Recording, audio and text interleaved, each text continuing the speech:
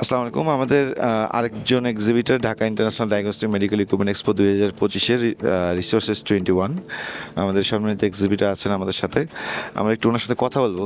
আমাদের মেলাতে এসে কেমন অনুভূতি হলো ওনার? আলহামদুলিল্লাহ ভালো। আরও ভবিষ্যতে আরও উন্নতি হবে এই আশা কামনা করছি।